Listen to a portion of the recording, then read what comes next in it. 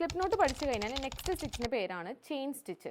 Chain stitch ആണ് ക്രോഷ്യയിലെ foundation stitch എന്ന് പറയും. കാരണം ഈ ഒരു ചെയിൻ സ്റ്റിച്ച് ഇട്ടാൽ മാത്രമേ അതിൻ്റെ മുകളിൽ ഫർദർ സ്റ്റിച്ചസ് ചെയ്യാൻ കഴിയുള്ളൂ. അപ്പോൾ അതെങ്ങനെയാണെന്ന് നോക്കാം. അപ്പോൾ സ്ലിപ്പ് നോട്ട് റെഡിയായി. നെക്സ്റ്റ് ചെയിൻ സ്റ്റിച്ച് ചെയ്യാൻ വേണ്ടി യാൺ ഹുക്കിൻ്റെ മുകളിൽ വെച്ച് കൊടുക്കും. അപ്പോൾ ഇതിനാണ് യാൺ ഓവർ എന്ന് പറയുന്നത്. യാൺ ജസ്റ്റ് ഹുക്കിൻ്റെ മുകളിൽ വെച്ച് കൊടുക്കും. ദെൻ ഞാൻ ഹുക്കിൻ്റെ ഡയറക്ഷൻ ഡൗൺ പൊസിഷൻ ആക്കി, എന്നിട്ട് ഈ ഒരു ലൂപ്പിലൂടെ പുറത്തേക്ക് കൊണ്ടുവരും. എഗെയിൻ ഞാൻ ഹുക്ക് മുകളിലേക്കാക്കി. ഇതാണ് ഫസ്റ്റ് ചെയിൻ സ്റ്റിച്ച്.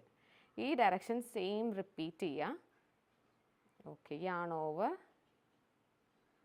ഓക്കെ, അപ്പോൾ ചെയിൻ സ്റ്റിച്ചസ് ഇങ്ങനെ ഫോം ചെയ്യുന്നത് നിങ്ങൾക്ക് കാണാം. എവിടെയും പ്രഷർ അപ്ലൈ ചെയ്യാതെ ഭയങ്കര ഈസി ആയിട്ടും സ്മൂത്ത് ആയിട്ടും യാണും ഹുക്കും ഹോൾഡ് ചെയ്താൽ മതി.